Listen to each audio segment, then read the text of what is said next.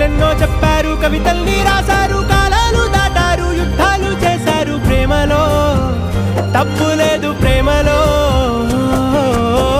వేల వేల వెన్నెలంత నీదవాలి వెలుగునంత మోయమంటే నేను ఎంత రే.